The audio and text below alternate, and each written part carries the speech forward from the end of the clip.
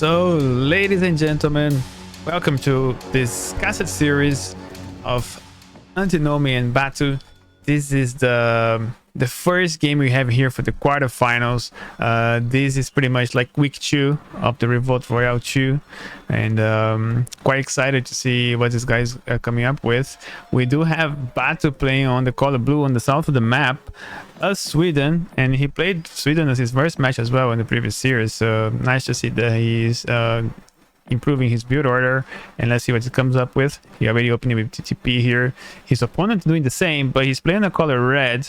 Cristiano Ronaldo playing as the Portuguese just on the northern side here, and we haven't seen much ports, and the ports that we have seen, they were kind of, I think Lionheart did ports and it didn't go very well to him, or he did Spain. I think it was Spain.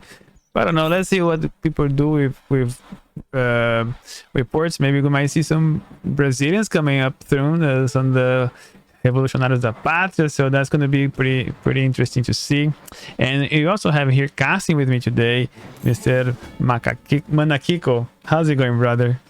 Hey, let's go, man. This is our first cast together, and I'm fucking excited, man. It's my first game of this tournament, Revolt Royale. And yeah, very excited to see what these guys are going for. Yeah. So, I mean, let's talk a little bit about the civilizations here, because Portugal, they have quite a bit of options, right, to revolt. I mean, you're talking about Brazil. They also can go like a Colombia route, maybe, or I don't know, maybe the Indonesian route. I don't know. I'm really a noob if we're talking about Revolt. So you're gonna have to tell me what's good and what's not good. Do you have 2 monitors? Yes, I do. You know something cool you can do, like in between the beginning of the matches, open a Free Food Party wiki and get all the revolts for the sieves, and you can talk like that, and you're gonna have some information to tell us. This really adds up to me, because I have way too much stuff going on. So if you do that every start, it would be awesome. But then I will do that. I'll let you get the information for us so we can talk about the sieves. And yeah, I do have some idea what these guys may come up with. But while you get that info for us, we do probably have his pitch. You can tell us all of that as well. But it's nice to get you started. But at the same time, I want to sort of like look at their decks, see what they can come up with firstly. And we have here Feitorias as the first guy is going to send. And that's going to be pretty nice, especially if you go with Brazil. That gives you the extra resources you get for free from having multiple town centers on the map. And we have some sort of water gameplay possibly with also the Portuguese White Fleet. Gives you 4 fishing boats, each dock, for each dock. Okay. Yeah, so this kind of indicates that that AntiNomy isn't scared of like controlling the water here. We are on the Wallachia map, as you just showed, so it's a beautiful hybrid map, European map, and 2 whales we can fight over, mink whales and some salmon there in the lake, I guess, or in the sea. No, that's probably the sea, right? That's the Black Sea, I think. Yeah, fish salmon. Yes, it's supposed to be a sea, I think. I don't think you find whales in rivers. But No. another thing you can also see on the website, or over maps, you can actually see per the map and see how many food that is in the map. That's something interesting, because it doesn't seem to have that enough to be like fully invested on the water for going for the resources. It's nice to have the 2 whales. Don't take me wrong, and especially once your mines are expired or gone, or completely mined. That's a very good income of coin instead of going for a transition. But you also have like big gold mines here. I think your players can access these mines before the revolt time, so you're gonna have to keep the half map rule, and if you just put a divider line right in the middle, and that's your access for that mine, 1 per each. So it's a very nice map for that reason.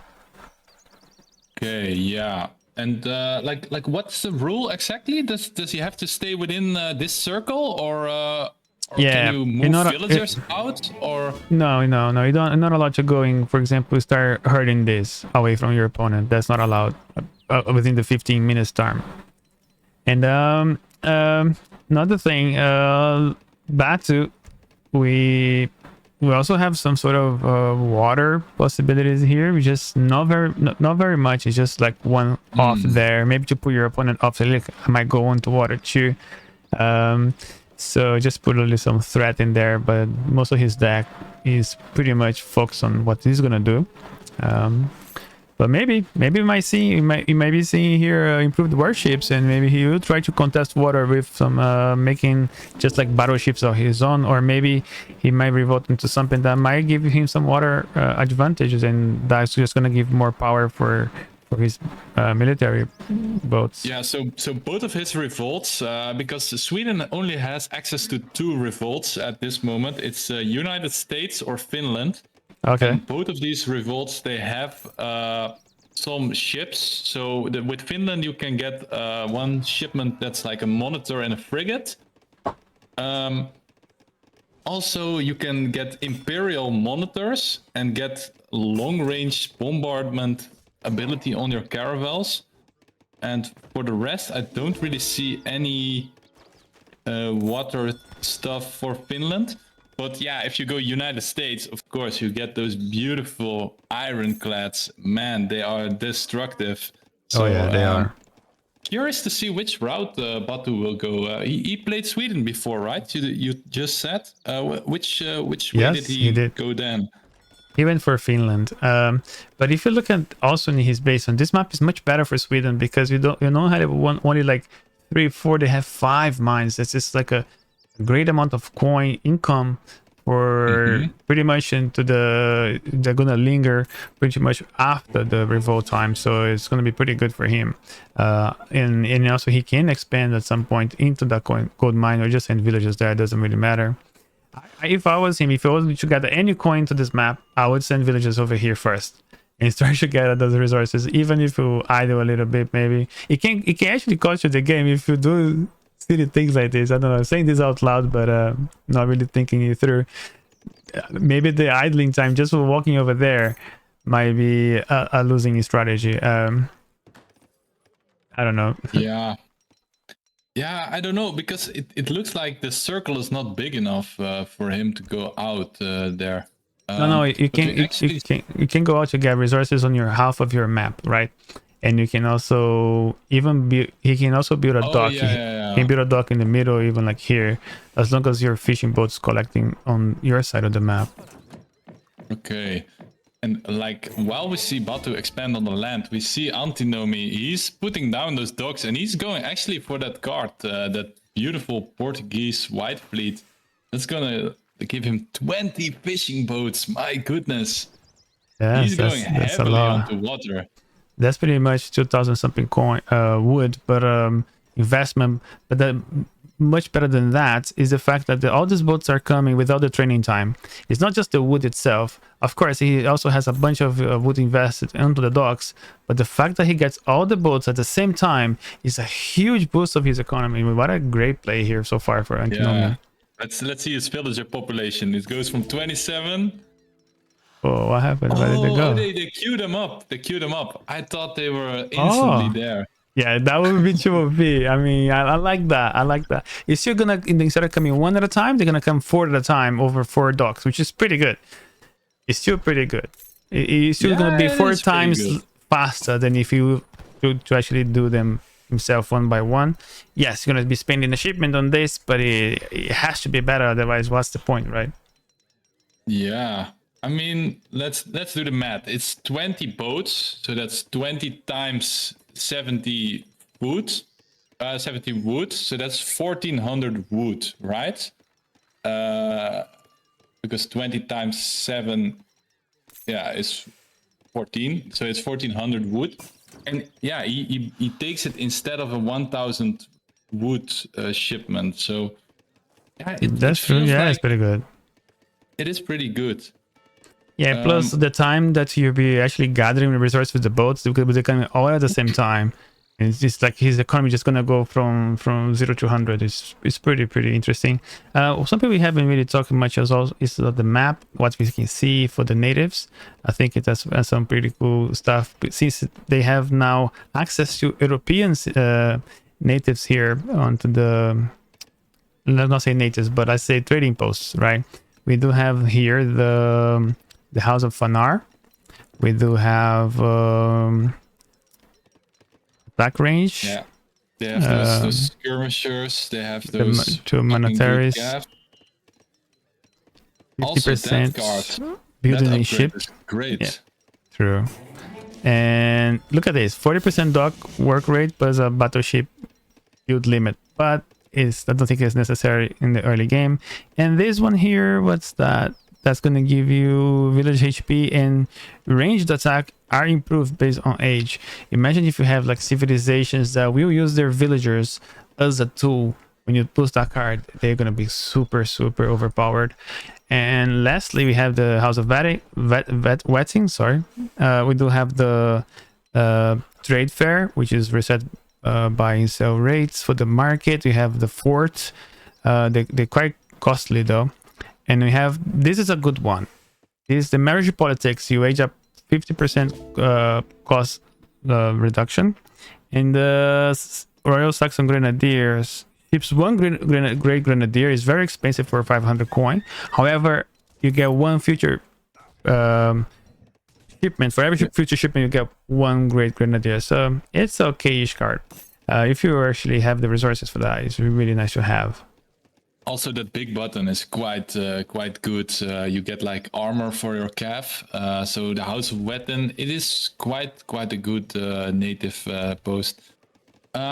Meanwhile, we see Batu on 2 TCs now. He's max torp booming. He's sending his 2 factories.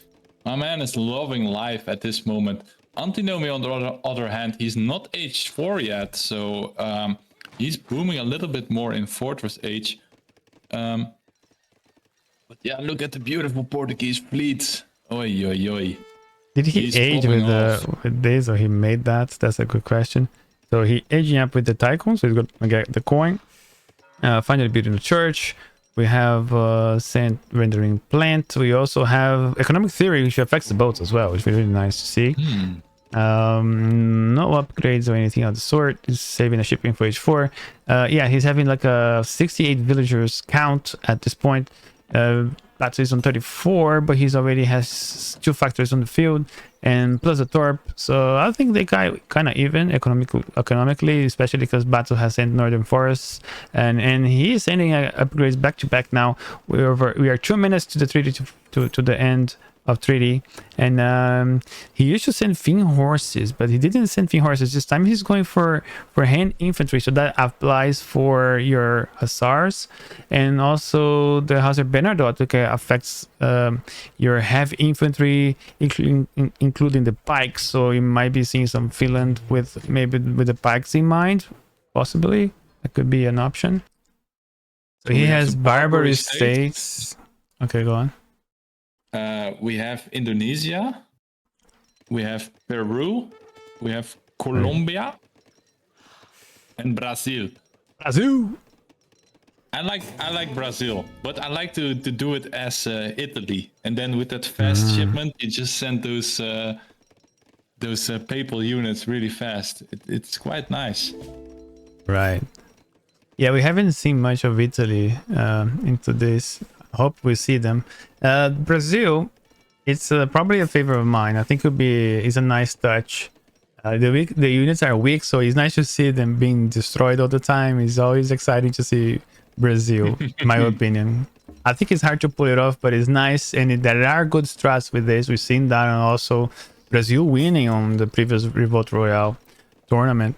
And Colombia, you mentioned Colombia. Colombia, for me, for ports, the only issue playing against a civ that get villages as skirms, like for example from Finland, and having like even they have heavy musketeers, it's a big threat for you, you know, like you have to, yeah, maybe you deal with the artillery very well and using that in that sense, but it's a very risky move in that my opinion.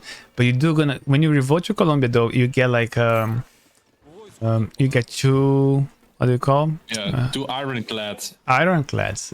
And they're very powerful. Yeah. That allows him to control this side of the map and put a lot of pressure into your opponent's base. That is exactly. It's good. It's a good point there. And what else do they have? They can get like Imperial units with a shipment, so that's quite So, good. see, that's the Finland Revolt. No, with Colombia you can get the Imperial Aren't you becoming quite the Musketeer little and problem? Imperial Skirm. You can get like a Colombian army, it's called, and then you can upgrade your units to Imperial. I think with Finland you have a card like that too, right? Yeah. Look at this. Look at this. We have actually Colombia versus Finland. So this is what I was talking about. So these guys are pretty good. And oh my gosh, what happened here? I'm a mother's nature. AntiNomy. There you go. You're going for citizenship first. He still have Greek revolutionaries. He's not 100% pop. He still has this guy. Oh, look at this. Replaces caravels with improved sloops and allows Imperial Age docks to upgrade super research. Okay, more or less. Enables the... Okay, let me just quickly see what's the... We have... Here we go. Have the ironclads on the field. This is what I was talking about. He needs this card, I think. Upgrades the gunpowder units to your barracks. Research greatly reduced in costs. Yeah, he needs to upgrade those musketeers. Imperial Musk. Yes. Because his issue is going to be not only that these guys are super strong. They're 285, 43, 285 HP and 43 damage. But are they good enough against skirmishers? Like you can see the Batu has some of his pikemen. These are Karelian Jaegers. They have about the same HP. They have a little bit less HP and less damage, but they have so many multipliers against heavy infantry. They have 3 times, so they're gonna hit about 60 damage or something, 55 damage. So they're gonna overtake, and they have an extra range possibly. So they have 20. These guys on 12. The thing is 12 here, range. Batu is really on a timer, right? Because AntiNomy is just gonna spam villagers from 4 town centers. He's gonna have economy back up again. So actually, he's the one just waiting it out. Like he's not under pressure at all. Yeah, he still has his fishing eco. I really like AntiNomy's plan here. I mean, Batu has a bigger power spike at this moment, but like if the game goes on for another 5 more minutes, AntiNomy is in the driver's seat then. I disagree. I think it is not necessarily like that, because Sweden has when they revolt, they got these Karelians, but they also can gather wood, and he can make more Karelians on the town centers with wood, and he can send this card over here, which he has already sent.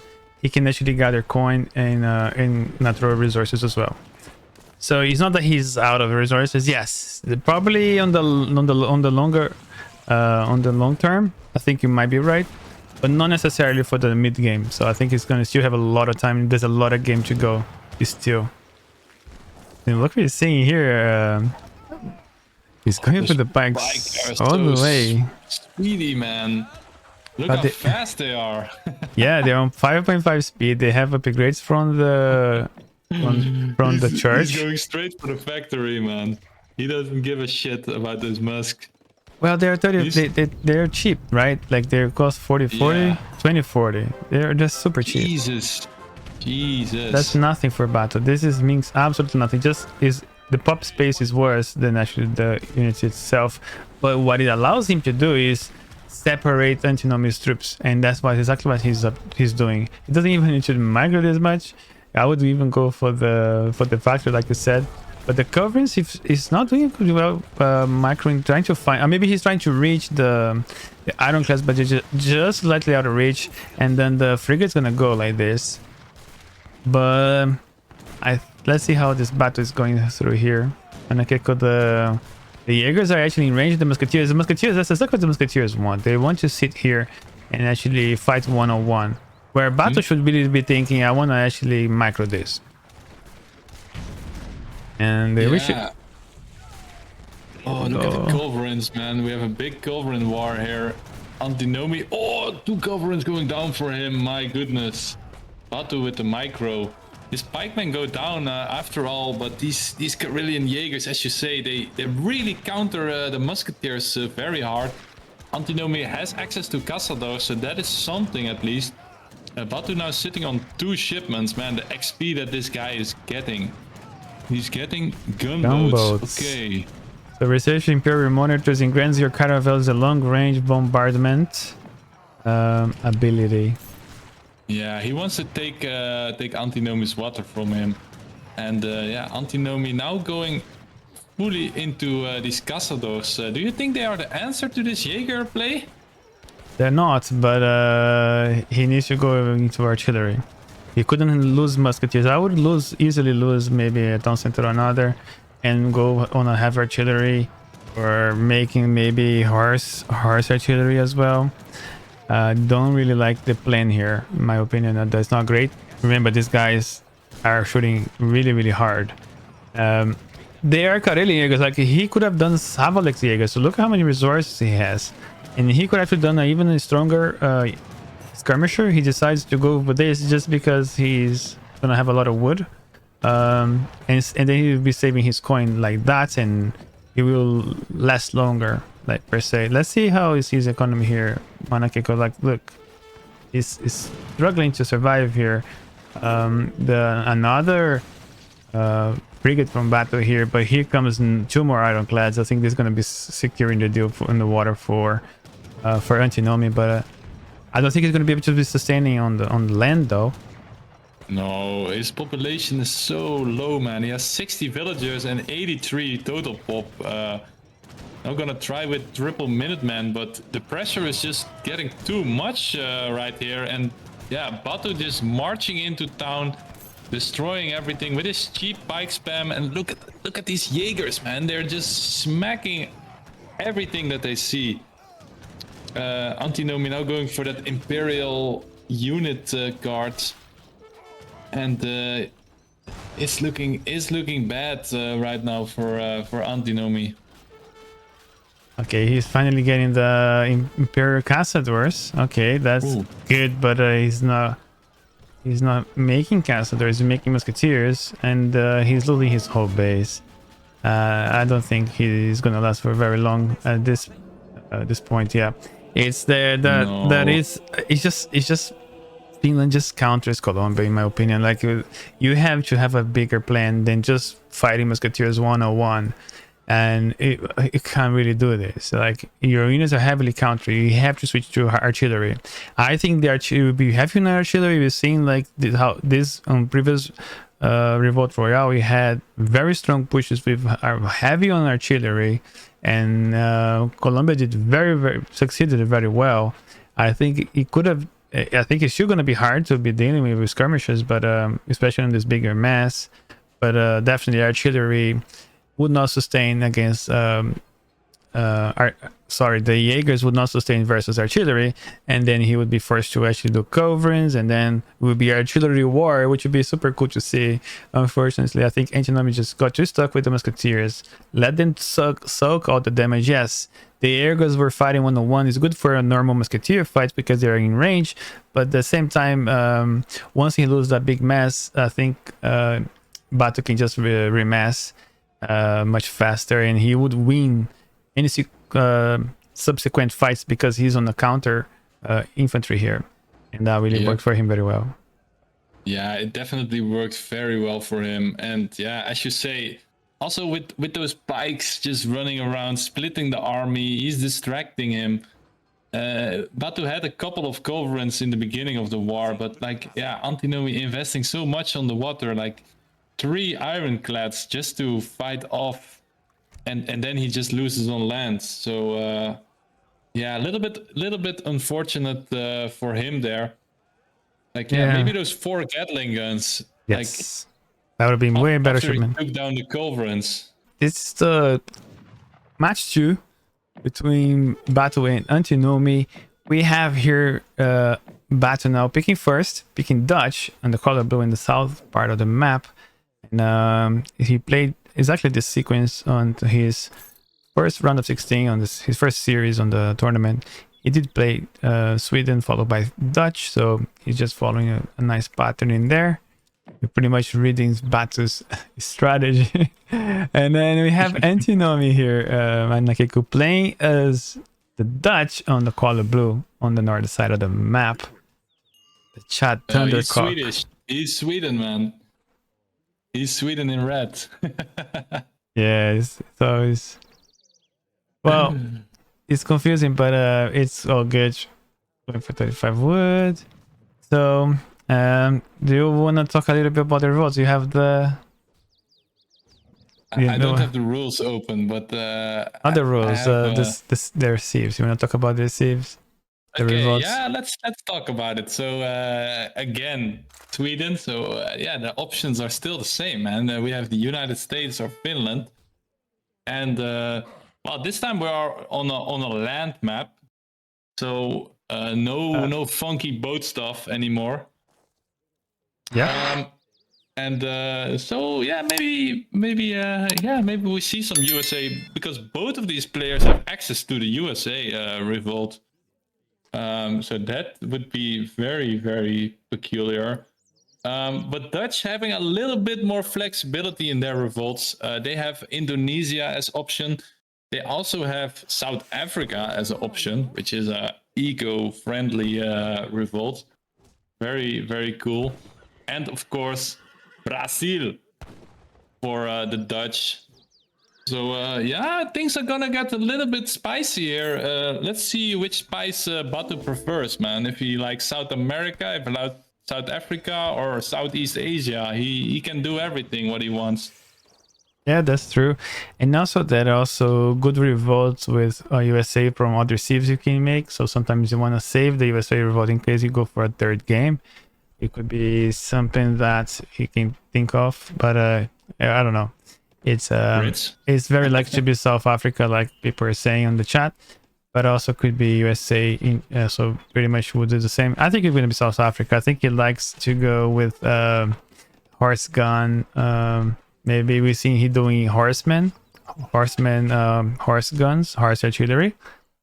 Or could we even possibly with this time maybe the war wagons, but we've seen people do the last time we streamed. So yeah, and also those Huguenot cards, right, where you can get the French coureur de bois. Incredible, man. You just get a sick eco with South Africa. But yeah, like we saw last game, eco is not always winning in this revolt matchup. But look at that. He has the blue guard card in his deck, so I like that. I want to use that in a real game. Yeah, so you get your Dutch musketeers, which can you can get them with the church card. I think you can get them here as well, right? You get 30. Yep. You get 30 blue guards. That's probably what people most use. Yeah. With that H3 card, you can make them actually. So then you can make them from your fort. So maybe, yeah, if he goes USA and he does the blue guards, then he has shadow attacking musketeers, which can be quite good, I think. But yeah, we see Batu just doing a standard Dutch opening, going up with the quartermaster, getting his first bank. Now, is he gonna ship some wood, or what is he gonna do? Ship wood. Yeah, sometimes you have the option to go early TP with Dutch in a house. You can go with the option with the bank house, or you can go with the market house, right? So there are different ways of how you gonna start with Dutch. So it's interesting to see that he went with the bank first. Maybe that thing that allows him to start cooking some coin. As soon as he sends the 700 coin, he has a fast age up. He already has the 300 coin collected by then. But let's see what how it's gonna go for Batu. If you're going for the bank wagon, I'm not a big fan of this card, but Batu did say he really likes it and have the extra coin income from the start. And he has the Dutch States Army, which is a guard that he used very, very much on the last revolt. He did the mostly he used the Royal Horsemen that you get from on the stables, and they're very, very strong. And also you can do them on the taverns as well. Yeah, Royal Horseman, man. Mercenary cuirassiers, incredibly strong. Look at AntiNomy, man. Look at the greed on this guy. 5 torps on a silver mine. That seems a little bit much to me, but Yeah, maybe he doesn't want to spend any time walking his villagers around. It's a 3D map, so there's no other mines, right? So he's doing the only option he has. Either he's gonna do 5 torp mine, or he's gonna do torps onto the wood line. So he doesn't have any other option. So another thing he can actually do is actually send copper mines. So you see that he has 2 copper mines in H2. That's another thing he can do. Or he can actually go to H4 and then send this one, which is probably, I think, is the best to just wait and send that first and then send that. That's probably what I would do, I think. For example, he have a build order that he send Dominions, for example. He send like Ironworks already. Now he can just macro to an age up, put everybody on food, and then you age up and age up back again, and then put everybody on wood. Then you can send the copper mines, send Northern Forests, and then you didn't actually have to send just 2 mines, but you're gonna get 4 instead. Let's see what his plan is gonna be like. Still not sending. He only had wood shopping upgrades. He only has gang saw. No hunting dogs, and I think that is a mistake. His build here. I think he forgot to get the hunting dogs. He's getting it now. I think he just wanted to age up as fast as possible. Even that 50 wood, I don't think that was worth waiting. Maybe he just saw it now. But let's see. Batu, on the other hand, getting locked. Look at these banks, man. Look at these banks. Oh, my dude is banking. And he just shipped or he just tagged the coffee trade card from the church tag. Now getting Bank of Rotterdam. My dude is gonna have an income. You can, yeah. There we go. Anyway, I've been talking about this. People not using the Amsterdam and Rotterdam cards, and that could be an issue if you don't have a TP. Maybe you need to drop a church, so that's gonna give the extra experience, so he can send the banks and the tulip of speculation, and maybe some Dutch army. Maybe you want to send cavalry combat, or maybe you want to send infantry combat. So you gotta pick your poison here. Maybe it's just gonna be 1 extra bank is more than fine. If you go South Africa, for example, you can get 2 extra banks, so he can go into something like 11 banks very early on.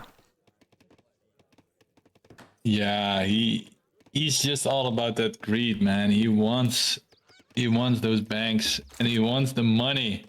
And look at his income, man. Like, he has 24 villagers, but the banks are providing more income than all of his villagers combined on all the other resources. Yeah, but look how much investment has been on this bank so far. He's putting all the banks together, though. If he loses control of this area, all his banks are gone. This is like a very... he has to defend this with his life, right? That's pretty much what's gonna be like. So on this map... He's sending the other card too, man. He's sending Amsterdam. Oh, it's an Amsterdam? Nice. Holy shit. I've talked about this, and I think I'll probably would try a build like this. Hopefully he did try and see that it was worth it. We have the House of Hansberg. We do have House of Honor. We did talk about House of Honor previous match. And the House of Hansberg gives the Magyar Hussars onto the big button. Yeah, but I think he can get the shipments from this natives, because he can get like the experience and the shipment from those first two upgrades. So maybe that's why he's going extra greedy here.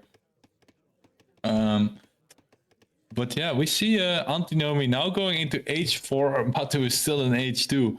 So yeah, curious to see what he will ship. I think he will ship those copper mines and his both of his factories. And yeah, his torps, man, they're not looking like torps at all. They're looking like a big city over there. Yeah, that's true. He's like something like in Finland or something like that. You have houses. Or Sweden as well, or Sweden, or Switzerland, or Sweden. There we go. He's aging with the Papal Guard, so he's gonna get the free pack. So he's pretty much the same strategy that Batu did last match, and he's taking control of the House of Anar. We age up with the Bishop, put it on center forward, and he has sent. Blueberries at some point. He sent that, It's an interesting option there. He probably boosted his food for quite a while. Dutch, on the other hand, is on 2 monasteries and 9 banks. Oh boy. Batu. He's going for the house of Hausberg, and it's a must. This card is gonna give you, the earlier you get it, the better, because you're gonna get a Mayag Hussar. And I think here AntiNomy has to grab this as soon as he can. It only costs 100 wood, 100 food, I think. Just has to get it. Yeah, you really need that those natives, man. And yeah, Batu is now building them. But yeah, AntiNomy, what's that? Oh, he's getting the monastery wagons himself. So that's cute. They both love a little bit of prayer in this matchup. I mean, you kind of need your god if you want to win in the Revolt Royale. So love to see both of these players going the religious route. And they're also going for the natives. Batu also aged up with the bishop. So he's getting a TP wagon himself. And yeah, instantly queuing up H4. Yeah. Going for the Viceroy. Roy. He got this one here. So he sent sorry. He's sending now cavalry combat H3. And I think he's gonna follow up with the riding school minus 40%. So maybe you're gonna be seeing some war wagons, huh? Or war wagons or horsemen, or both of them. So it's but looking at how many banks he has, man, he's probably getting those royal horsemen, and they are gonna hit like a truck. Yeah. And he's gonna be able to spawn units really fast, especially when he also gets the mass cavalry as well. It's gonna be every stable is gonna be counting for 2 at a time. That's gonna be half the speed. 2 shipments in queue, and now he does the 2 techs from the Habsburg, so he's gonna have about 3 or maybe 4 shipments even ready. That's my man is going crazy here. Let's see what AntiNomy is doing. Yeah, this one here gives a home shipment. He's going for that as well. So AntiNomy actually keeping track of his native, which is nice to see. So we have a second factory on the field, upgrading the coin. Tech in there. Look at those wood gathering. Look at this. It's like 54 wood per second. So it's a villager on wood. You have a villager on coin and a villager on food. So every torp at the moment is counting for 3 villagers right now. So he has about 60 villagers plus the 40. So has about 100 villagers right now, just torp alone in villagers wise. And he's shipping like the German mercenary card, right? So that he has access to those German mercs. Yeah, it enables them onto the barracks. He hasn't sent church card. So that's gonna, but the great thing about this card is not actually that it enables your Jaegers to be made, which is a great thing, but increase their H points by 20% and their damage attack, or their action damage by 20%. So your Jaegers now are 20% stronger, damage wise and HP wise. So yeah, definitely a great card to be sending. We talked about this card and how people are lacking on sending these cards. It's nice to see that people are actually using them now. And Batu though is preparing to revolt now. We do have the Finland revolt just popping up with the blockhouse coming up on the town center. It's a nice touch here for AntiNomy to actually pop the blockhouses right on top. We still have 10 seconds for the revolt. Here is to have an artillery foundry, and the Karelian Jaegers are going to work.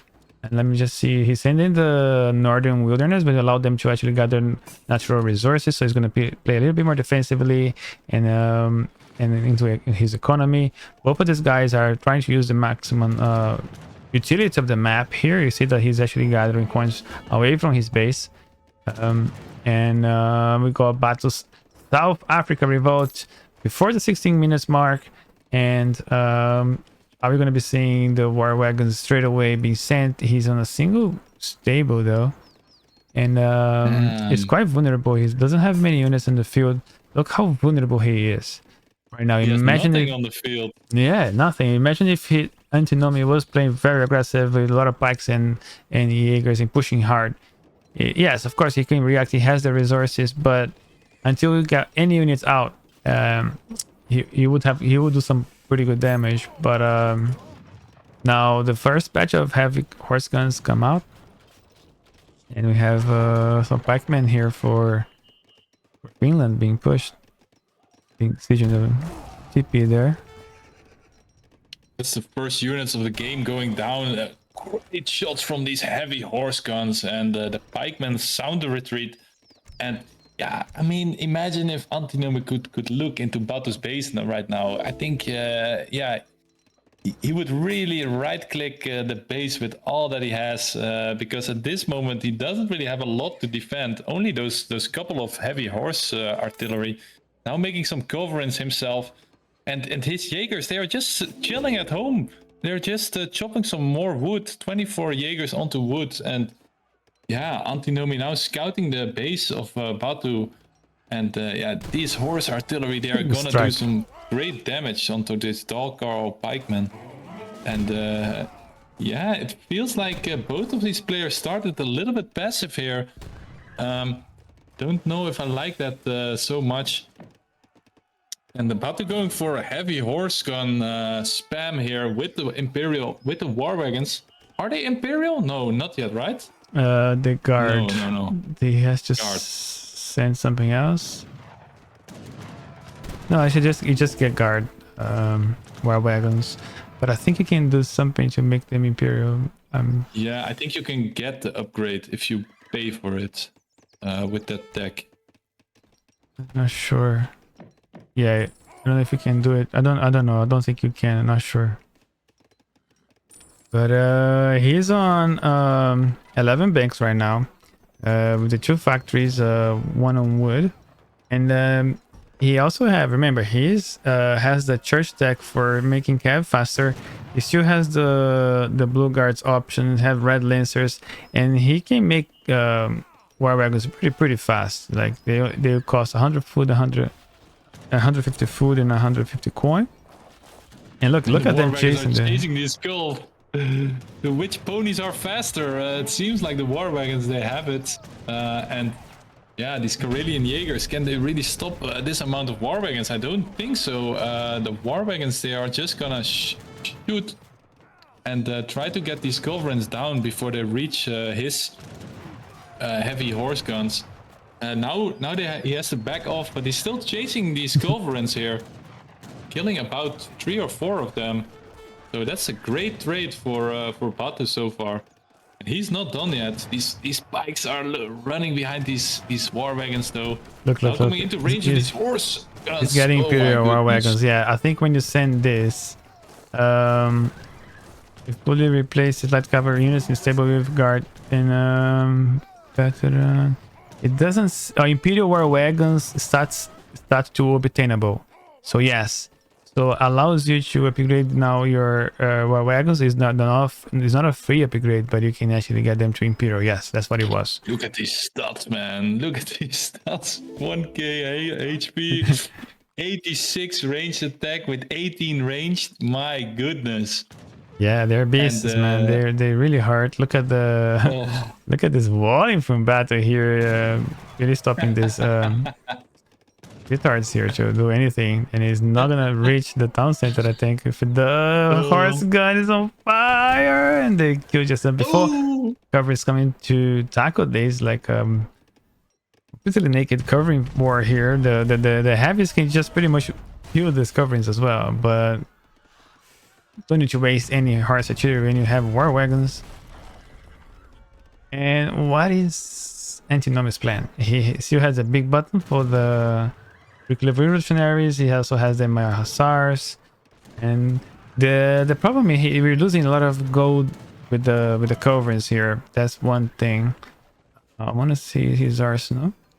You see this, both of these players are now going with the Gunner's Quadrant, which increases the ranges of the covering. You have a covering Royale here. Yeah, at least they have that upgraded. And also there's a lot of upgrades here onto their arsenal that allows your coverings to have more HP, more damage attack. So this is H points. This one increased their speed by 15%. So all things that allows you to win gunfights, especially like Sweden. You get advanced, once you build an arsenal, you get the advanced cards decks for free, right? You already have the advanced card built in with Sweden, where Batu doesn't have the option. So his arsenal doesn't have the advanced card. He has to send the card. He didn't send, so he's not gonna have the extra attacks, but he can still get the Carol card for the upgrade of the Imperial Wagons. That's all he needed. And here comes the Red Lances. He can still use the Kuraz, right, for some melee heavy cav here. Yeah. And he also clicked the blue guard card, so he has 30 of those guard musketeers. And yeah, oh, here they are. AntiNomy digging himself quite nicely in here with his forward blockhouses. And yeah, Batu, is he only on 2 heavy horse guns left? That's, Four. I don't know, he has 4. Yeah, he needs quite a bit of siege to take down all of these structures, and it looks like his mass is actually quite big at this moment. Okay, but there's some coverage advancing here. This is a very good location here. He needs to... Well, the heavies are here. And he has way too many coverings here. If you start losing all these coverings, like 6 coverings, it's going to be a massive deficit. I don't think he can come back from. I would just maybe take 2 of these coverings and try to take this horse artillery. I think you have to address the wagons though. And I think with that you need Savalax Jaegers, not Karelian Jaegers. He's on 47 Karelian Jaegers. There's some more pikes. Pikes are just not doing very well here. No, and look how much res he's banking at this moment. He really needs to start spending his res. I would love to see yeah, some more skirmishers. I don't know. He can only make those Jaegers as skirmishers right now, right? Or can he also make something else? I'm not. Well, he can make sure. Savalax Jaeger. So these Jaegers here, they cost 200 coin. It's because he hasn't sent the card here. He needs to send this one. Because then you're gonna cost wood to recruit, and that's why he needs to send this right now. He needed to send either you get the church card to get the Jaegers by 750 wood, or you send the Jaeger card. No, the Jaeger card is on H3 when you're actually playing Sweden. It does not change their cost to wood. He just sends like 10 Jaegers. So he has to either use the church card, or he has to, when he revolts, he needs to use the Savalax Jaegers. That's the 2 he's things. going for the Strelet card here, and yeah, interesting. So yeah, does he want to do spike Strelet against this? They're very light. They're very weak, and they're H2 Strelets. You're gonna get 5 Strelets per blockhouse. He only has 5, and he might start losing some of these blockhouses before the Strelets arrive, because he's actually using them to. They just kill on your. They just are killed into the blockhouses. They don't spawn. It's not a great card, no. And he's losing the blockhouses. You see, he's losing all those Strelets, so it wasn't worth it anymore. He can't cancel. Yeah. That's very unfortunate for him. The momentum is really going into Batu's favor. Yeah, AntiNomy only having about like 4 culverins as his army right now, and yeah. Yeah, I think it's looking rough. Oh, it's very rough. I think he doesn't know how to handle the military here. The covering is a good idea, but the pikes, it's just not what you want to be doing right now. He needs the Jaegers, and he needs them really, really fast. But he's focusing on too much economy, and he has so many resources to be used, but he's going to lose his game before he can use them. And I think that's going to be his downfall. And just Batu's capitalizing on everything. Now he's gonna come into his base and he might take his factories now. Look how many horse artillery. Even with the coverings at this point, we have 12 horse gun here protected with Imperial War wagons. It's really hard to take them down because the horse wagon will kill your coverings. If you don't have an infantry mass to deal with the war wagons push when they push your coverings are not very useful, are they? No, exactly. And yeah, we see here some cavalry chasing the culverins, and yeah, AntiNomy just taps out.